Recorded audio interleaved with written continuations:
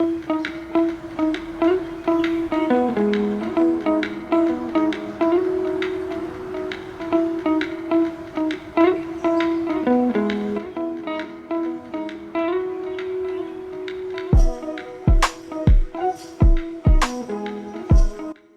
so happy to finally be back on here sharing all the things that I love about nourishment and health and all of that. I feel like the fall and beginning of winter were such a blur, and now I can finally catch my breath, get grounded again, get into some sort of routine. It's just been a very busy past few months. So we got married back in early December, so before the wedding. Obviously it was crazy trying to get all of the last minute planning done, and then post wedding was holiday season, and it just seems like it has not slowed down since. That's typically why I love February, actually, because all of the noise, and I mean noise in a good way, but all of the noise and the motion has finally come to a halt. You can kind of regroup and catch my breath again. Now I'm sharing some of my favorite fall and winter, not just recipes, but kind of the ingredients I like to work with most in this season. Mainly because, during this time, since basically summer and early fall, I was really prepping my fertility health. And that's something that I've always, keep in mind. But since that season of life was approaching where we were getting married and we really wanted to focus on starting a family, I needed to kick it up a notch and just be a bit more intentional with making sure I was nourishing properly for optimal fertility. So today I'll take you through some of the ways that I personally like to prep and like to maintain, just to ensure that, not only for fertility reasons, but, as women, especially if you're not on any type of birth control, your cycle health can really tell you a lot about your overall health, and a lot of times it's known as the fifth vital sign. And I don't think that that's talked about enough. Actually, I know it's not. It's kind of brushed under the rug as not that important and only focus on it when or if you want to have a baby. But other than that, it's not, very integral to our health. And that just could not be further from the truth. So even if fertility and conception are not front of mind, it's still something that you might want to really consider, with nourishing yourself properly for overall reproductive and cycle health. So my main way to target my fertility is just through nutrient-dense foods.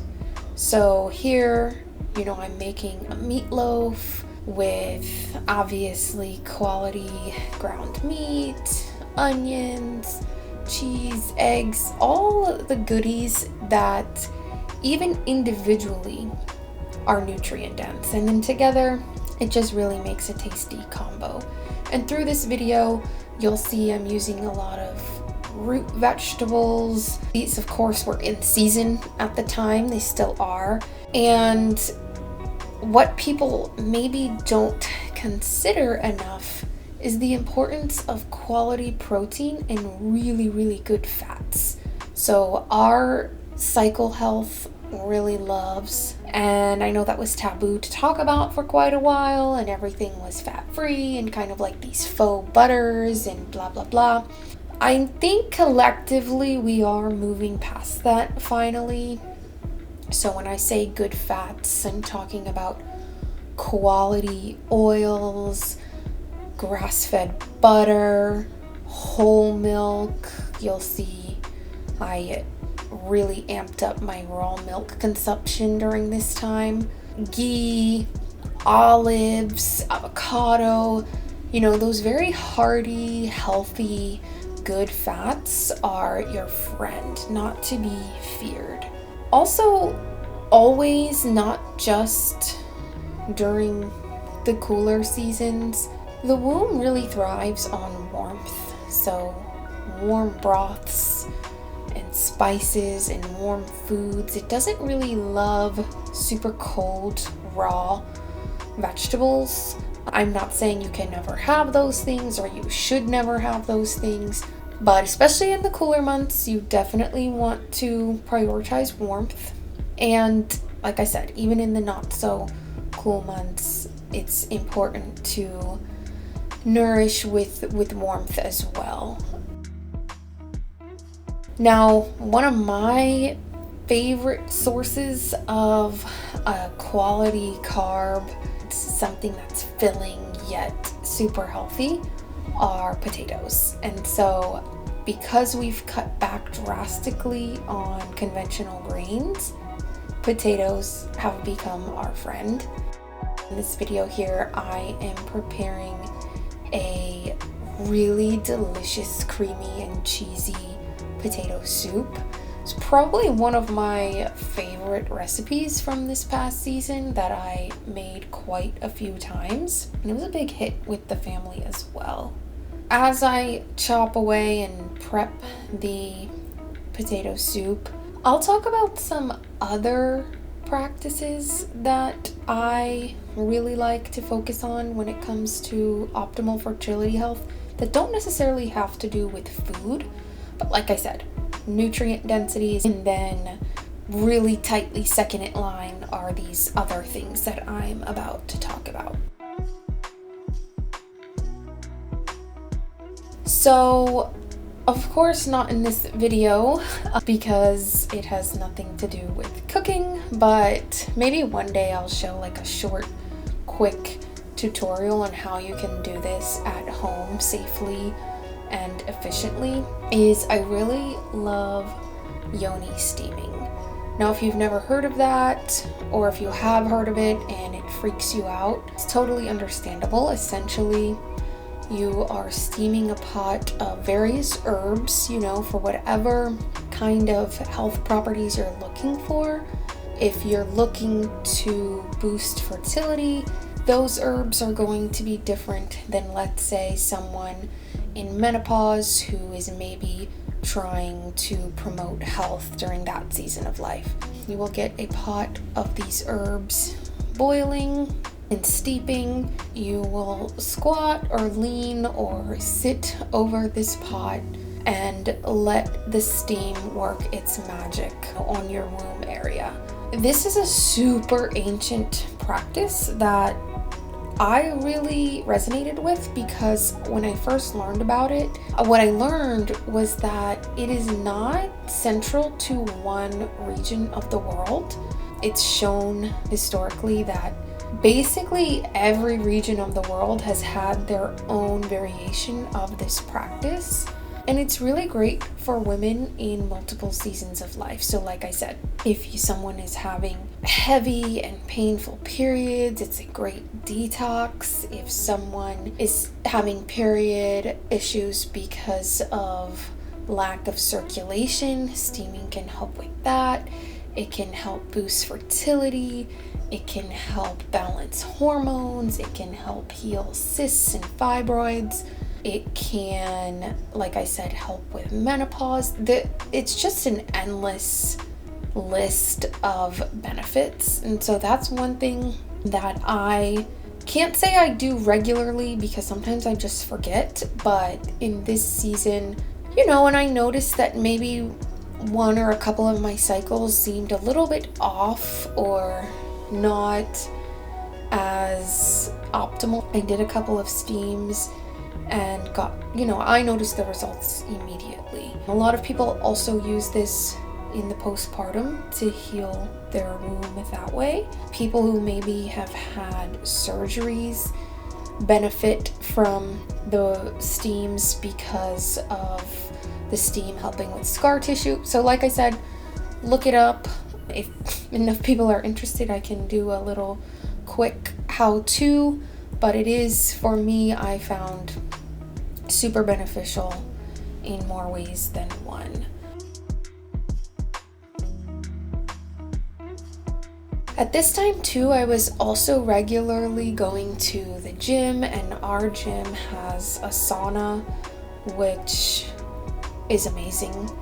So I would hit the sauna a couple times a week.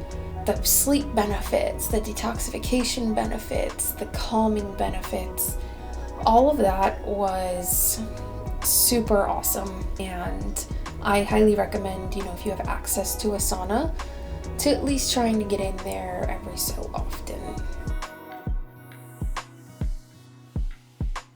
Another benefit is, of course, quality sleep. And I know we hear this all the time, especially for us women, to optimize our hormones. Getting quality sleep, and not just quality sleep, but enough sleep, is really important. So I found that extra movement mixed with the sauna, mixed with my steams, and then just a nutrient-dense diet in general was really helping when it came to my sleep quality. Movement is huge. So I really like strength training and walking. I also like the stair climber to get a sweat going. But whatever kind of movement you like, just find something that resonates, that kind of causes you to push yourself a bit, that promotes strength, because not only is that good for overall health, but it encourages blood flow and circulation to the womb region, and that's just one way to ensure super healthy cells and womb movement, especially if you are trying to conceive. When it comes to supplements, I try to go with a more whole food based supplement. So this time I was really into beef liver. We're using a multi-organ supplement now. What I really loved in order to promote progesterone, which is known as the pregnancy hormone, was Vitex. Now a lot of people are starting to talk about this now, which I'm thrilled about. Most of us do have low progesterone these days because we are so estrogen dominant based on the foods that we eat and the environmental toxins that we're exposed to. So I have found that when my luteal phase was either too short or I was noticing that progesterone was low, I had great success with Vitex to help in that way. We have switched to freshly milled einkorn flour. I typically like to use it in sourdough form, but that's the beauty of using freshly milled flour, is that even if it's not fermented, it has a whole nutrient profile as opposed to the flour, that we buy in store. Now, once you mill flour, it pretty much can go rancid after a couple of days. So mill as you need it, and sometimes if I mill too much, I'll stick it in the freezer, and that's been fine. It's been great to incorporate these grains because I know that they're actually healthy instead of sort of like an empty carb type of thing. So again, during this season, I really prioritize drinking my raw milk every day, nutrient-dense foods with quality protein, fats, root veggies. Made sure I was doing everything I could to optimize my sleep, hitting the sauna, exercising, all the things that we know are good for us, and the simple things. It's kind of funny, if you're like, dang it, that we know all those things are good for us, and those are the simple things. But I get it. Sometimes it's hard to prioritize all of that, especially depending on what season of life someone might be in, etc., etc. So I get it. It's good to know that the things we already know are good for us are also good for our fertility health. And so if I could encourage anyone to do anything for their fertility, it would really be to focus on nutrient-dense foods, focus on raw milk for progesterone. You like raw milk or have access to it. Get steamy, hit the sauna, get good sleep, use supplements that are the most bioavailable for us. And what you'll see here is this Swedish sleep method where you kind of air out your bedding every day in the cool, crisp air. So I was doing that for a bit before, honestly, it got too cold here. But I hope to see you all next time, and thanks for watching. Remember to nourish your body, honor your roots, and thrive naturally.